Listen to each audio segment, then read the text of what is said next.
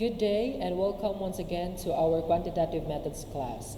In this video, you will be learning estimation of parameters. So from the name of the title itself, estimation, we are trying to estimate things here. For example, you have your hypothesis, like you are let's say having that conjecture, or you have your own predictions that you are confidently stating your hypothesis, like I believe that the satisfaction rating of the CCTC in terms of online classes is greater than 90%. That is your hypothesis, and that is what you are going to prove.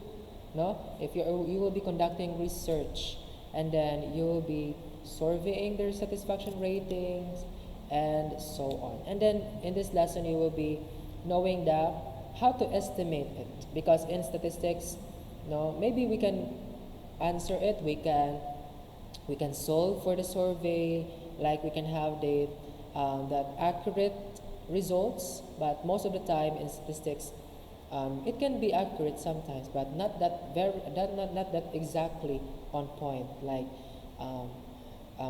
especially in cases like you have that big population, big sample. Big population, and you only have the sample size, and then you have those formulas and so on. Then you will be needing that accurate estimation. In statistics, we always love to use the word exact estimation. It might not be exact, but based on the statistics, based on the formulas that are prepared to us, then we can say that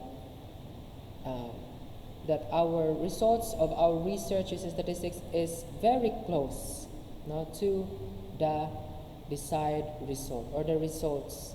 Okay, so that is estimation of parameters. Let us first illustrate what is this t distribution. Let us know and illustrate the characteristics of it. Okay, probably you have encountered normal distribution. Now in normal distribution, you have that set of data. It is standardized, like you have 0 at the center, and then 1 standard deviation to the right and to the left as well, and then this 1 standard deviation also have another 1 standard deviation, and then another standard deviation, okay, and so on. You have that mean, standard deviation, 1 standard deviation away, 2 standard deviation away from the mean, 3 standard deviation from the mean. This Z distribution are used for larger or greater number of sample size, while t distribution is only used for smaller amount, or lesser amount, okay, lesser amount of sample size, okay, or the data that you have collected. Okay, that's the idea. So here in t distribution, you can denote it, or you can use the formula t is equal to the quantity of the average minus the mean, the mu, that is the sample mean. Now try to review yourselves with the symbols. X with overline, so underline at the top, is for that is for the population mean, while the mu, or in a Greek symbol, that is mean for sample. Okay, that is mean for sample mean, over S, that is the standard deviation, the population standard deviation, over N, which is the sample size, the total number of samples, okay, or the sample size. So we have here the degrees of freedom. Now it refers to the number of independent observations in a given set of data. So since we are using samples, then we need to subtract it by 1. So degrees of freedom is, for example, you have sample size of 15. Now you have respondents of 15 students, 15 15 observable things in experiments in science, 15 15 parents, 15 many more examples of respondents. So you're going to simply subtract it by 1. Therefore, the degrees of freedom out of 15 is 14. So n minus 1 or 15 minus 1, that is 14. Try to remember this degrees of freedom. And let us familiarize how to use this T distribution table. I know again that you used this already in senior high school, as well as the normal distribution. Just in case you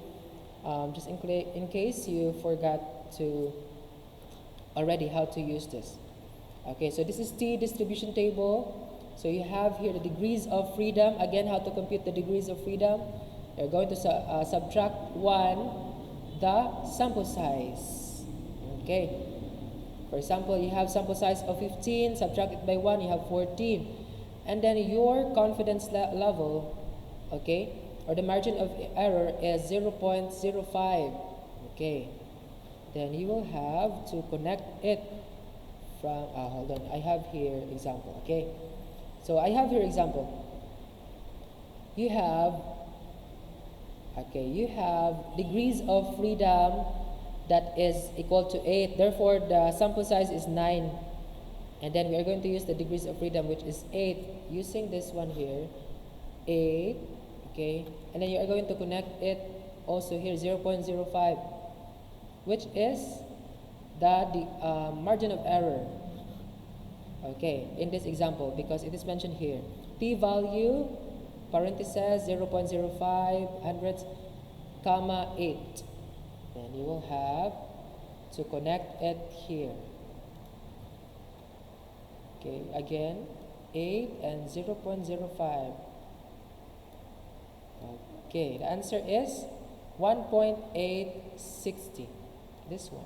You're just going to connect from the rows to the columns. Okay. That's how you use it. Another example. You have sample size 14, margin of error 0.1, and 1.350. This is the answer. How were we able to find the answer? Simply solve first the degrees of freedom. So 14 minus 1, that is 13. So again, use the T table. So 14 is here, and then the margin of error is 0.1. Then connect has 0.1 is here, and then 14. So the answer is 1.345. Okay, 0.1 and then 13. And then 1.345. Yeah. I mean 1.350, because 13 here is the degrees of freedom. Here. This one, 1.350. Another example. Okay, that is just my example. Okay, so identifying percentiles using T distribution. How about this percentile? How to find it? So percentile is one of the measurements in statistics which tells the value below in which an observation's percentage in a set of observation falls. For example, you score 70 in an exam, so that is your raw score. Maybe out of 100 test items, your score is 70. But when your teacher said that you are in the ranking of 85%, or you are in the 85th ranking, that doesn't mean that your raw score is 70. No? I mean, that doesn't mean that your raw score is 85. It is only a percentage basing on the scores of your classmates. Maybe your classmates got low scores, and then you are maybe one of the highest, so you are in the 85th percentile. Okay, that is percentile. Okay, let us have directly the example. You have sample size of 14, percentile, you are in the 95th percentile. So you are going to find the, okay, Okay, the percentile, in the 95th percentile. So you have the degrees of freedom of 13 because you subtracted 1. So how to solve it? Use again the table here. Okay? So we need to understand first its implication, which is to get the t value that is less than the probability 0.95. So again, 95%, subtract it by 100, or 100 minus 95, that is 5%, or equivalent to 0.05%. Okay, I hope you get the idea, no? 0.100, let's say, you are just going to convert it to decimals, no? 95 in decimals is 0.95. Now divided by 100 naman. 95 divided by 100, that is 0.95. And then subtract it, okay? 0.95 or 1 minus 0.95, that is 0.05. So you are going to use that in finding the percentile rank. So this is 1.771 because we have this here 13 degrees of freedom. So our answer here is 1.771 ten thousandths. That is the 95th percentile. Length of confidence interval. Let us identify what is this. Estimating, again, consists of either giving a certain value or giving an interval. When an interval estimate has an attached confidence coefficient, it will be called confidence interval. Confidence interval is a range with lower and upper limit used to estimate population parameter. The lower and the upper limit of the interval is within the certain level of confidence. For example, you have here the t distribution graph. This is the graph. And then we all know you have 0 as your mean, right? Alright, let us write it here. Your mean. Okay. And then let's say that your t-table is a two-tailed. So you have this rejection area.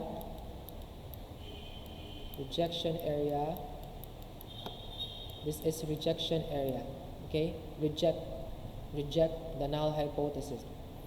For example, you are stating that the amount of money that I saved because of the online distance learning is greater than before the online classes, when you had the face-to-face classes pa. So is the hypothesis correct, or we should reject the null hypothesis, because null hypothesis is there's no savings. No, that is the null hypothesis. There's no savings that I get when I had my online class than the face-to-face class. So later on we are going to know what are those things, no? But for now, let us know this confidence interval. Okay, so this is now, if you are part of this here not shaded area here, this is what we call the confidence region. You are confident, no, that the hypothesis is correct.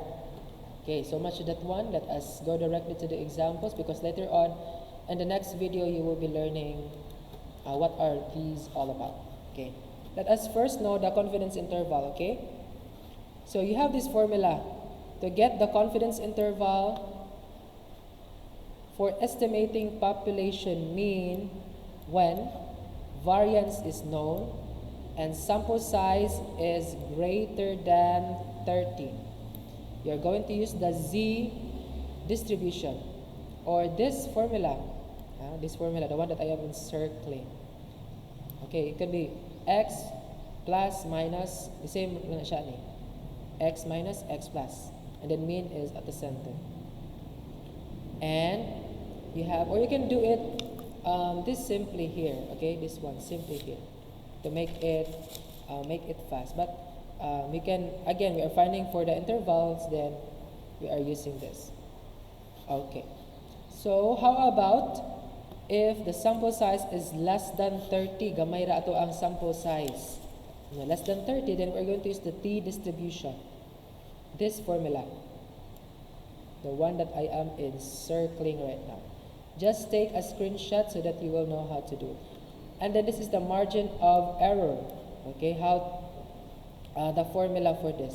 This is for z table, and this is for z distribution, and this is for t distribution formula.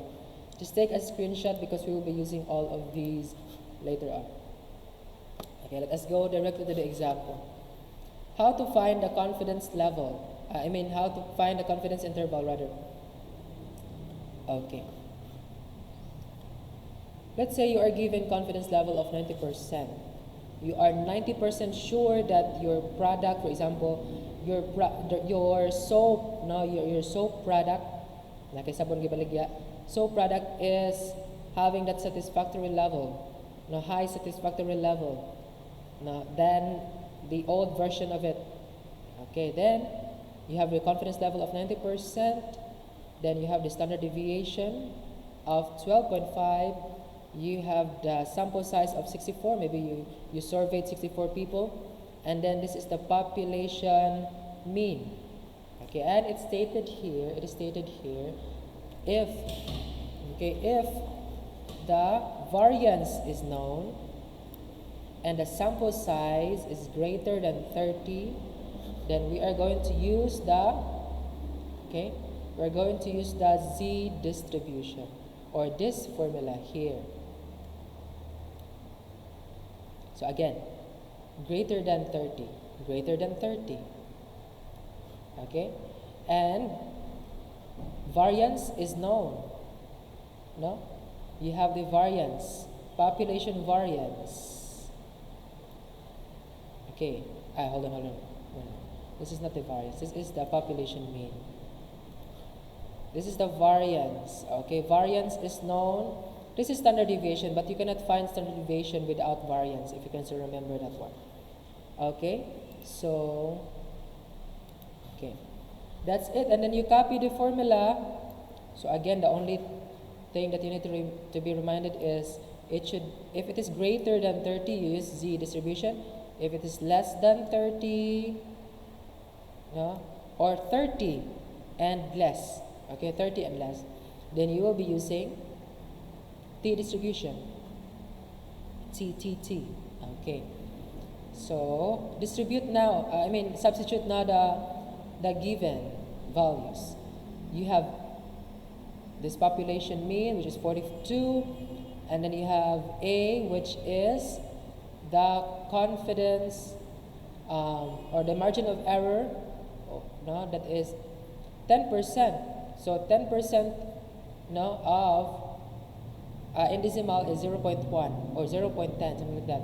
0.1 divided by 2 because it is in the formula, and then just substitute. Standard deviation 12.5, sample size 64, and then the same process here. The only thing that has changed is the symbol plus. This is 42 plus, the other is 42 minus, and then the mean here is in between because we are targeting this drawing here, this graph here of, later on we are going to know t distribution. This is t distribution, normal distribution, z distribution, because we are using z here. So so use this, substitute the formula, and this one. How are we going to find this problem here? 0.1 divided by 2. So we are going to divide it first, find the quotient. 0.1 divided by 2, that is 0.05. It is just like 10% divided by 2, that is 5%, or 0.05. So how did we come up with this when the answer is 0.05? We're going to use the cumulative standard normal distribution with this. Probability is greater than z to the right. So you have 1.645. 1.645 Again, you have half of 10% is 5%, so you have 0.05. Find the 0.05 here, somewhere here. So this one is closer, no? Closer to 0.05. You cannot have this. Okay? This is a little bit closer, but you can use the in between of this. You can find the average. Okay? So 495, and this is the center, diba? So add this and divide, so that is somewhere here in between of these two variables here. So that must be, maybe we can add it here, 0.45. Yeah, okay? Because that is in between 0.05.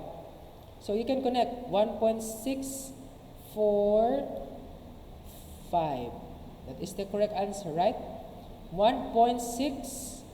The next terms are 45. Okay? 1.645 10 thousandths. So that's it. You have this here, 1.645. The same process also here, but the sign is different. Okay. And then use calculator to operate on them. So 1.645 times the quantity of 12.5 divided by A, that is 2.57. Where's the camera? Okay?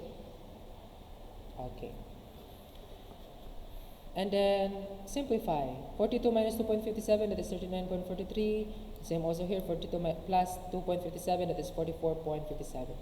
Therefore, the drawing that we did earlier, here, this is T distribution, or I mean, Z distribution or normal distribution. 44, diba, we know that the mean is 42. It's somewhere in, in between, no? Nasa sa ito nga, 42.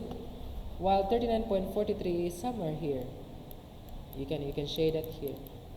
For 39.43. Okay. While the other is on this side, this could be 57. Okay, and later on, you will know what are these, region, and so on. You'll be learning it on our next video about hypothesis testing. Let's have one more example. Okay. One more example is different because we have less than 10. Okay. I mean less than 30. Therefore, we're going to use T distribution. So, inyong timan-an lagid is this. Okay. If it is greater than 30, use this formula. Less than 30, use this formula, T distribution. Okay. This one. So, since we have less than 30, then we use this formula. The same process that we did earlier, substitute the given, like you have x is 21, it's substitute here, and then a over 2. So a here is 0.02 or 2%, because we have confidence level of 98%. Okay? And the same, times 15, which is the population standard deviation, which is 15, where is it? 15 divided by 10, which is the sample size. And the same process also here, the only thing that has changed is the positive sign. Okay? And then again, how are we going to find for this and this? These are just the same. So 0.02 divided by 2, that is 0.01. And then you have this 9 here. And let us recall that this is for the value of A. And this is for the value of degrees of freedom. So let us check it using the T distribution because this table, because this is T distribution. So 0.01, this is the margin of error, and then 9 is the degrees of freedom. 9, 0.01. Connect it, and here you go. The answer is 2.821. Okay, 2.821. And then use calculator this time. Okay, square root.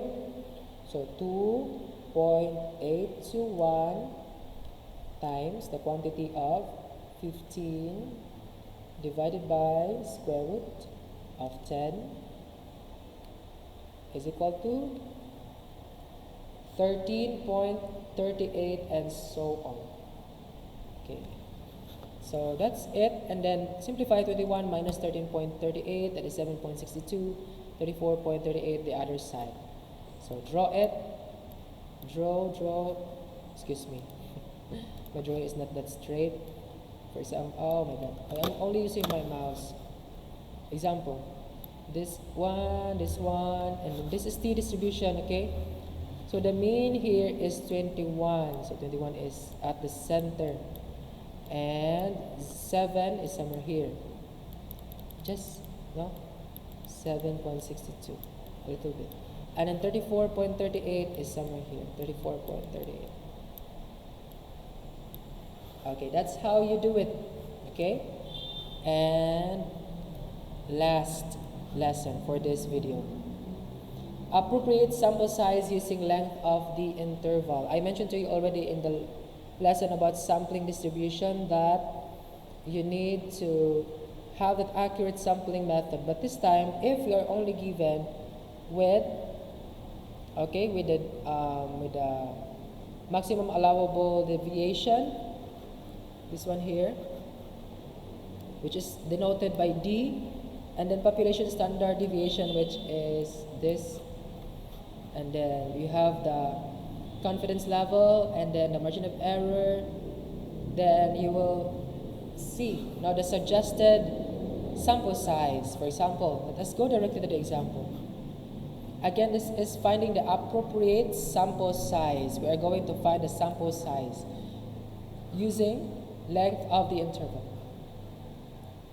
You're given with the maximum allowable deviation or margin of error. Okay. Maximum allowable deviation, which is 12. And confidence interval, 93%. Standard deviation, 55. And we are going to find the sample size. How to do it? Only use this formula. And let me erase it. So A over 2. So A here is 7% on habilin anis. So 0.07 divided by 2, that is 0.035. Yeah, 0.035. And again, since we have the Z distribution table, then we are going to use this. So 0.035. Where is it? 0.035. The closest one, I think this one. 0.035 is 35, almost there. This one, 0.0351. So what is the answer? 1.81. Okay, 1.81. This one. Okay, try to remember this is equal to 1.81 times, okay, use calculator so that you will solve it faster. 1.81 times the quantity of 55 divided by 12, and this is times, okay, hold on, times. Let us equal it first and then square it. Okay, square it, and the answer is 68.89 or 69. Again, we are talking about the sample size. Make it a whole number. So 69. That's it. That is how you solve for the appropriate sample size using length of interval. Okay. So those are just the basic concepts of estimation of parameters. There is still one video for this segment of our lesson, which is about hypothesis testing. Kindly watch the next video for more ideas about estimation of parameters and hypothesis testing. Thank you so much.